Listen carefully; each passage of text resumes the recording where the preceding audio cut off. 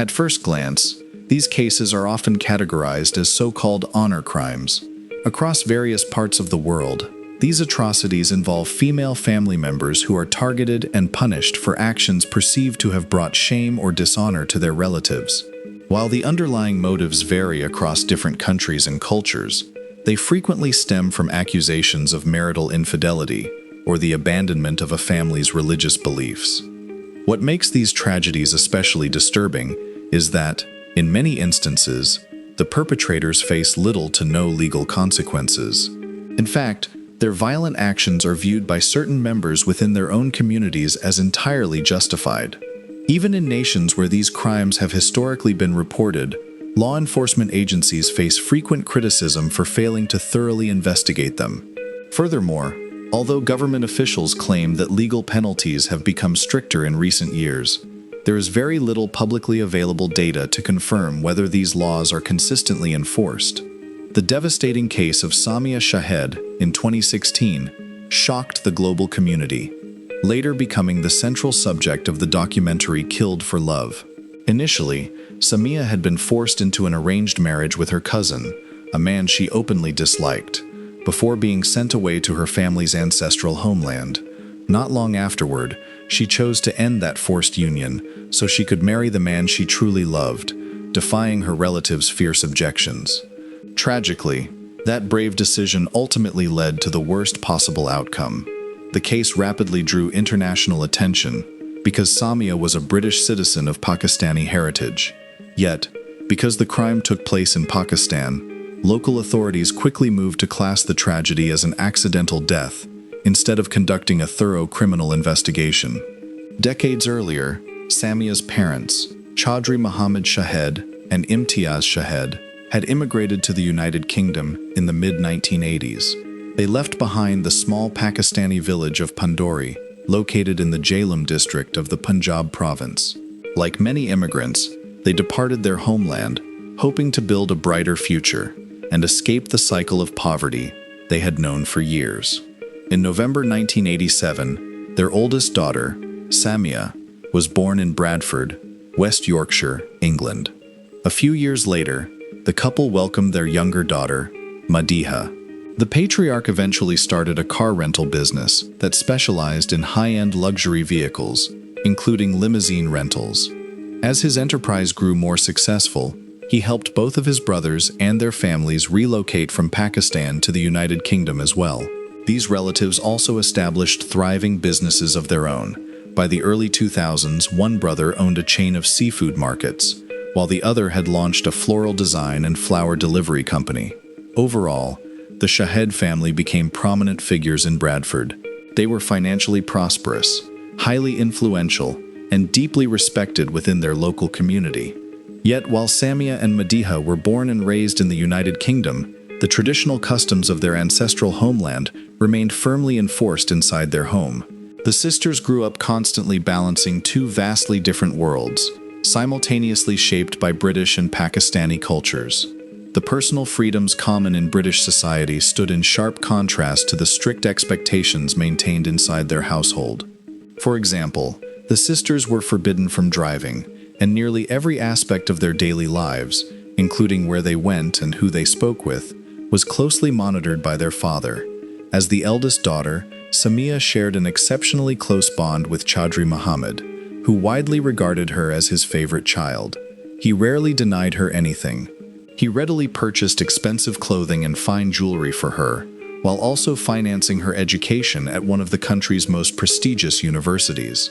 Samia took immense pride in her appearance, exclusively using luxury cosmetic brands, frequenting high-end beauty salons, and spending substantial sums of money on premium beauty treatments.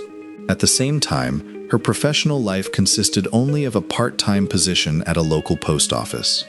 In reality, her father covered nearly all of her living expenses and funded almost every desire she had. Secretly, Samia would often rent a car without informing her family just to take it out for a drive. She genuinely loved being behind the wheel, felt entirely confident navigating the roads, and could never comprehend why her family's traditions discouraged women from driving. She possessed a strong will and deeply valued her personal independence. Yet simultaneously, she strove never to disappoint her parents and usually conformed to their strict expectations. Back in England, Samia maintained a wide circle of friends from school and college, staying in close contact with many of them. Those who knew her described her as a kind, warm, and vibrantly lively individual.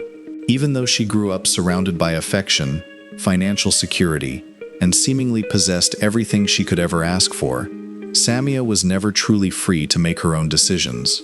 Nearly every major choice in her life remained entirely dependent on the ultimate approval of her parents and elder relatives. More than anything, she harbored a deep fear of disappointing her father, the very person she admired most.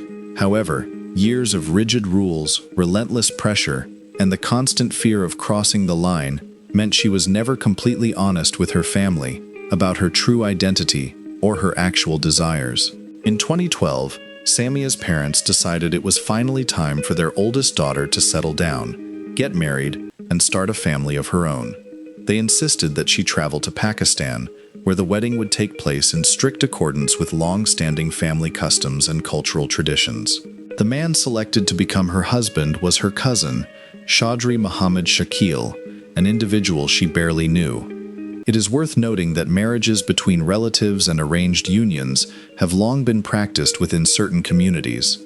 While they do not constitute a religious requirement in Sunni Islam, the tradition is still faithfully observed by many families today. Samia had always known that her parents would one day choose a husband for her and simply present the decision as a finalized matter. She had mentally prepared herself for that reality and accepted that it would likely happen eventually. However, when she learned exactly whom her father had chosen, she was genuinely stunned. She openly disliked Shakil, and being around him made her deeply uncomfortable. Compounding the issue, he had only recently been released from prison after serving time in connection with a fatal land dispute. Growing up, Samia had occasionally conversed with Shakil as a cousin, but she could never envision him as her husband. Ironically, her own parents were also first cousins, whose marriage had been arranged by relatives. Yet, over time, they had genuinely fallen in love and built a happy life together. Samia's mother and father firmly believed the exact same thing would happen for their daughter, assuming she and Shakil would eventually develop real feelings for one another. Ultimately, despite how strongly she opposed the match, Samia simply could not bring herself to challenge her father's decision. She understood perfectly how monumental this marriage was to her family. Later on, however, both her mother and her younger sister, Madiha, adamantly insisted that no one had forced Samia into the union. They argued that given her highly independent personality and notoriously stubborn nature, forcing her would have been an impossible task. According to their account, she agreed to the marriage completely of her own free will, without facing any physical pressure or emotional coercion. By early February 2012, the definitive decision had been finalized during a formal family meeting. Over the course of the next several weeks, Samia's parents, alongside her aunt and uncle, who would soon officially become her in-laws, took her shopping almost every single day. She was continuously encouraged to choose anything that caught her eye, and they gladly paid for expensive outfits, fine jewelry, elegant accessories, luxury cosmetics, and everything else she desired for the upcoming wedding. Absolutely nothing was denied to her. Yet, looking back, the entire experience felt significantly less like preparing a joyful bride for marriage, and much more like someone was quietly putting a price tag on her. In many ways, perhaps that was exactly what was happening. Samia outwardly acted as though she was genuinely excited about the wedding preparations, but internally, she felt like a helpless hostage. Even then, she knew this marriage would never bring her true happiness. Instead, she believed it would ultimately become a life sentence she had never chosen. The only individuals she could be entirely honest with were her trusted friends. Talking openly with her family simply wasn't a viable option. At home, she was forced to smile, discuss wedding plans, and prepare for her trip to Pakistan, as if everything was unfolding exactly the way she wanted. On February 20th, 2012, Samia boarded her flight to Pakistan. While she was already sitting on the plane, she sent a poignant message to one of her closest friends. confessing that she was traveling thousands of miles just to make the absolute biggest mistake of her life. Still, she felt she had no other choice. Later on, she sent several more messages, admitting that she could not even stand the sight of her future husband and truly could not bear being around him. On February 27th, Samia and Shakil's lavish wedding took place in Pandori. Nearly 1,000 guests attended the massive celebration, which lasted for 4 days. As a generous wedding gift, Samia's parents presented the newlyweds with a luxurious, 2-story home located right next to the main family residence in the very same village. But to Samia, that beautiful house represented something completely different. She firmly believed it would become a permanent prison, where she would spend the rest of her life trapped with a man she did not love. As expected, married life brought her no happiness whatsoever. She still could not stand her husband and quickly realized she would never grow to love him, let alone become comfortable living with him. 4 months later, in the middle of June 2012, Samia returned to her hometown of Bradford to take care of several personal matters and help Shakil begin the formal immigration process so he could eventually move to the United Kingdom and apply for British citizenship. Her primary role was to file the necessary paperwork for a spousal visa, but she was not in any hurry to do it. For the first time in months, she was thoroughly enjoying the sweet feeling of freedom and the rare chance to spend time away from a husband she had never wanted to marry. When Samia finally started working on the paperwork, she discovered something completely unexpected. Their wedding ceremony, which had been performed strictly according to Islamic tradition, was recognized as a religious marriage contract between Muslims, but it did not automatically possess legal status under British law. For the marriage to be officially recognized in the United Kingdom, they would also need to complete a separate civil marriage ceremony and obtain a government-issued marriage certificate. After Samia returned from Pakistan, her friends immediately noticed that something had profoundly changed. She seemed deeply withdrawn and emotionally exhausted. The bright, outgoing young woman they had always known was completely gone. She no longer smiled the way she used to, and it was painfully obvious that she carried a deep resentment toward her parents. Any conversation regarding her husband or her married life immediately made her frustrated and angry. There was a very specific reason for that behavior. Shakil was an extremely jealous man who continued to monitor Samia relentlessly, even while they were living in entirely different countries. He called her constantly and would demand a live video call at any given moment.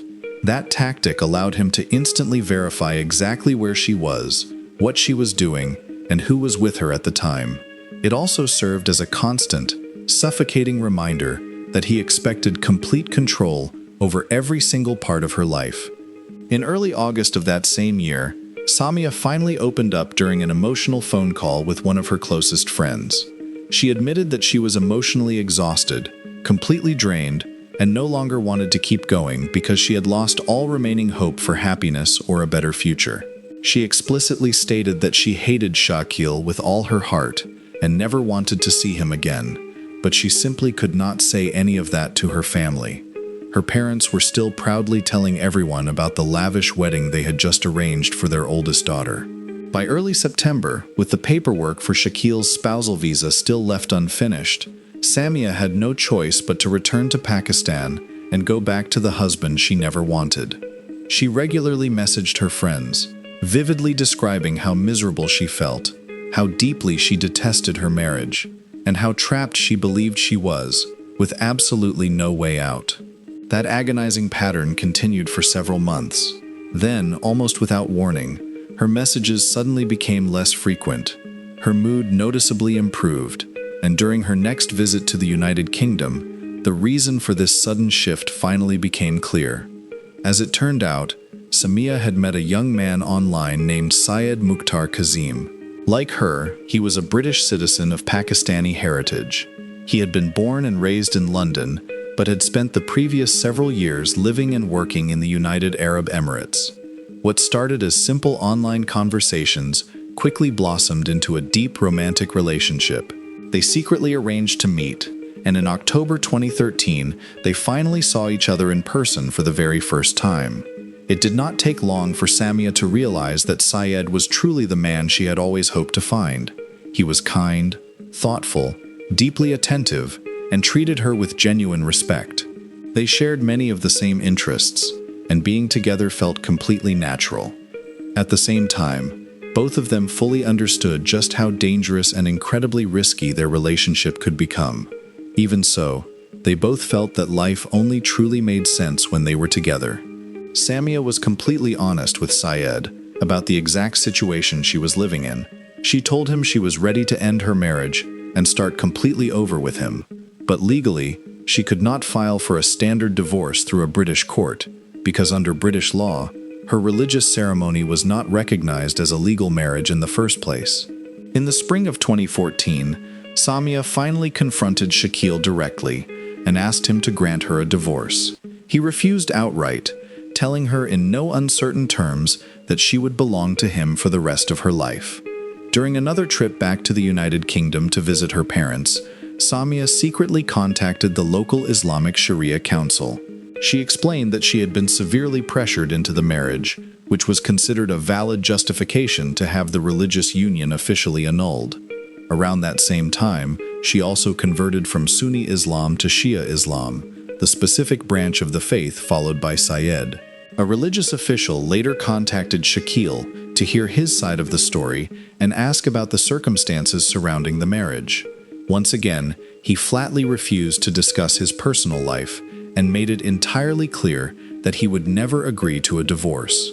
However, after thoroughly reviewing the case, the Islamic Sharia Council in the United Kingdom ruled that the marriage should be officially annulled, concluding that Samia had entered into the union under significant family pressure.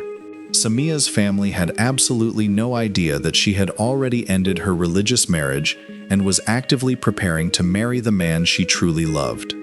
In September 2014, she quietly wed Shahed in a private ceremony.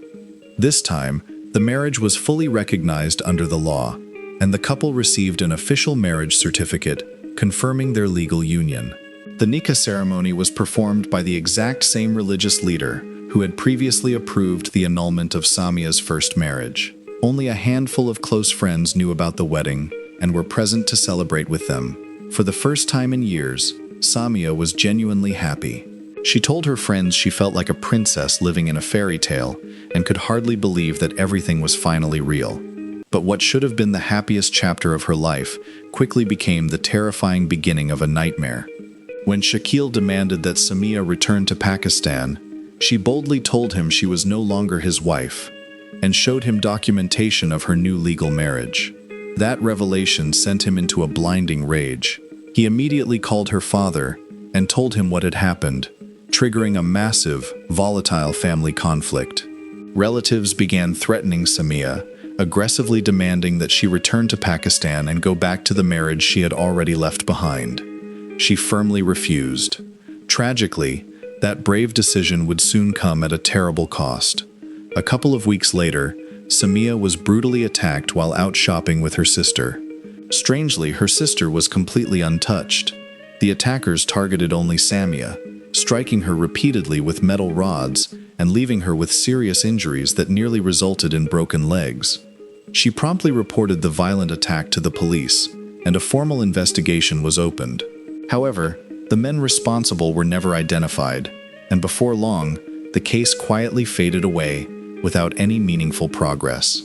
Around that same time, Shahed had to return to Dubai for work, while Samia remained in the United Kingdom, waiting for her visa so she could join him.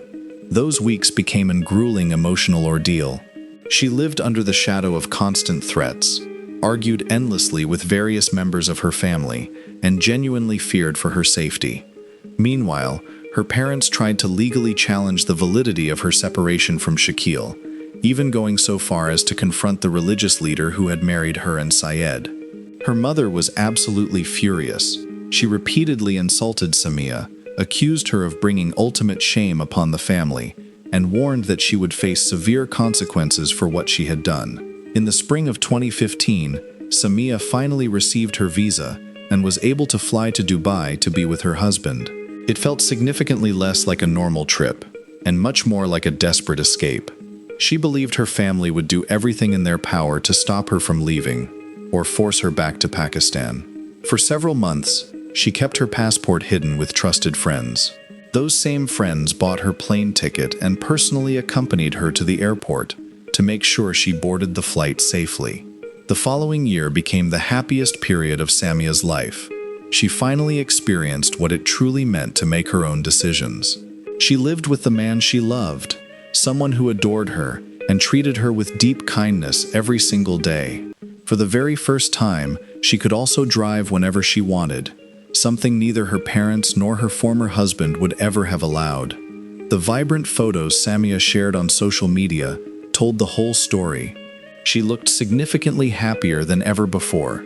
She seemed completely transformed, more confident, relaxed, and it was undeniably obvious that she had finally discovered the life she had always dreamed about.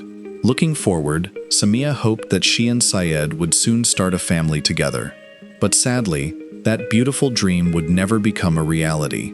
Still, the couple looked toward the future with immense optimism, making plans and believing their absolute best years were ahead of them, completely unaware that the people closest to Samia had already decided her tragic fate.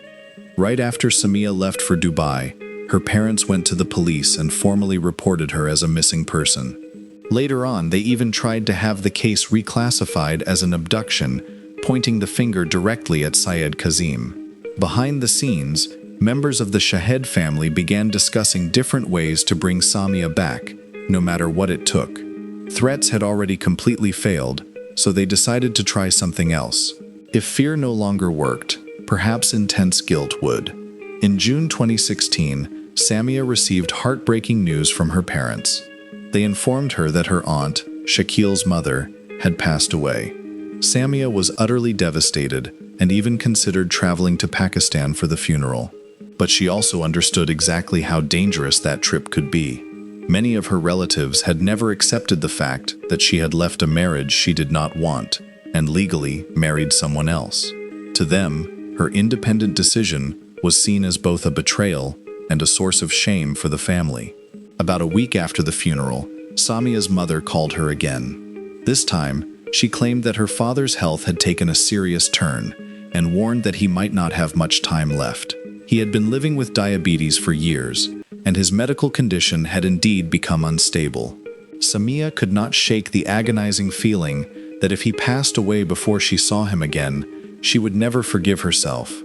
Despite her deep fears, and despite Syed doing everything in his power to convince her not to go, she finally agreed to return to Pandori. She was deeply concerned about her own safety. So before leaving, she promised her husband she would stay in constant contact with him. On July 14, 2016, Samia arrived in Pakistan. Before going anywhere near her family, she stopped to see a close friend. She left her passport and her return ticket to Dubai with her for safekeeping. Samia also shared her deepest fears, saying she had a terrible premonition about the trip and asking her friend to pray that she would make it safely back to Syed. The next several days passed without any obvious problems. Samia stayed in regular contact with both her husband and her friend, keeping them updated about where she was and what she was doing. She visited her aunt's grave with family members, spent time with relatives, and was scheduled to fly back to Dubai on July 21st. But on July 20th, Samia suddenly stopped responding to calls and messages. Later that same day, Chaudhry Mohammed Shahed called the local police station and reported that his daughter had died. When officers arrived at the house where Samia had once lived with her first husband, they found her lying motionless at the bottom of a staircase. There was absolutely nothing anyone could do for her. Investigators observed several visible bruises on her body. Her father claimed they were caused when she fell down the stairs. Officers also noted a small amount of pink-colored foam around her mouth. According to her father's account, Samia had likely suffered a sudden medical emergency, lost her footing, and fallen down the staircase.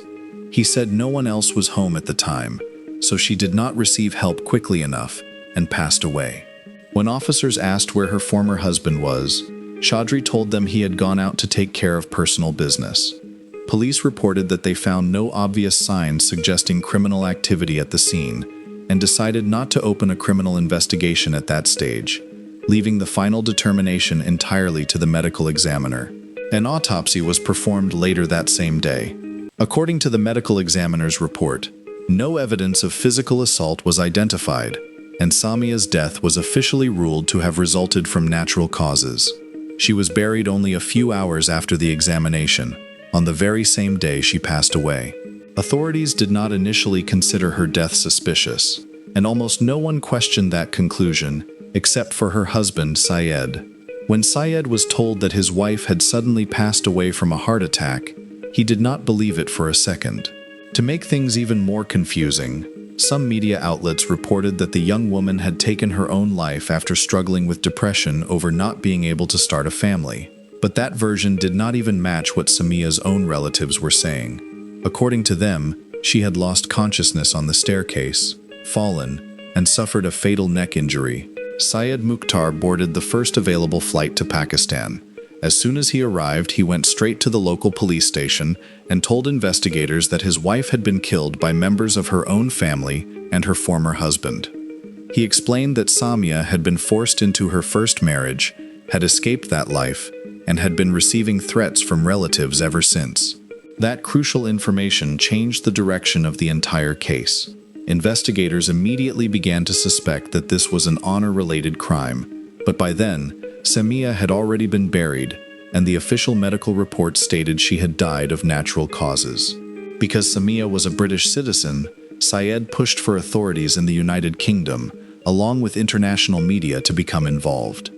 At first, Samia's father agreed to give interviews and tried to portray Syed as an imposter and a man attempting to blackmail the family. But everything changed after Syed produced their official marriage certificate, a copy of the medical examiner's report that he had obtained after enormous effort, and post-mortem photographs of Samia. Those materials led directly to a brand new investigation. The report documented clear bruising on Samia's neck and legs. It also noted the presence of male biological evidence, indicating that she had been intimate with someone shortly before her death. That immediately raised a critical question. If Shahed had supposedly been away from the house that day, then who had been with her? Syed held a press conference and presented everything he had collected, including text messages, voice recordings, and video messages from Samia. In them, she repeatedly stated that she feared for her life. Suspicion quickly grew that the original investigation had been heavily compromised. Consequently, Samia's father and her former husband were taken into custody. Investigators later concluded that the family had never intended to let her return to Dubai. Instead, they had forced her into the house that had been given to the couple as a wedding gift, where they thoroughly searched through all of her belongings, trying desperately to find her passport and airline ticket. As you already know, she had left both of those items with a trusted friend before visiting her family. According to investigators, an enraged Shahed, acting with the silent approval of Samia's father, sexually assaulted her. When she tried to escape, the two men caught up with her on the staircase. Prosecutors alleged that while her former husband used her own scarf to strangle her, her father held her legs down, leaving her with absolutely no chance to break free. That horrific version of events was first detailed during police questioning by the man accused of carrying out the crime, although Chaudhry Muhammad steadfastly continued to deny taking any part in what happened to his own daughter. Along with Samia's father and former husband, investigators also detained her uncle, who had allegedly obtained a falsified medical report before the autopsy had even been completed, as well as the police commissioner responsible for the deeply flawed initial investigation. During the trial, Shahed abruptly withdrew his earlier confession, claiming it had been made under intense pressure. He spent a little more than 2 years behind bars before being released on bail in September 2018. In 2019, he married again and later made another attempt to relocate to the United Kingdom, but that effort ultimately failed. Meanwhile, Samia's father remained in custody from July through December 2016, before also being released on bail. In January 2018, at the age of 52, he passed away after his long-standing health problems worsened. Until the very end, he denied any involvement in the crime against his daughter and never accepted responsibility. Samia's uncle and the police commissioner were also released in the fall of 2016 without facing any legal consequences. Not long afterward, Pakistani authorities issued formal arrest warrants for Madiha and Imtiaz Shahed. However, Samia's mother and sister quickly fled back to Bradford before they could be taken into custody. Later, Madiha gave an extensive interview in which she actively attempted to discredit both Samia and her second husband, blaming them entirely for the collapse of what she described as the once close and happy Shahed family. In the spring of 2017, the two women filed a court petition seeking to permanently block the release of a documentary about the crime.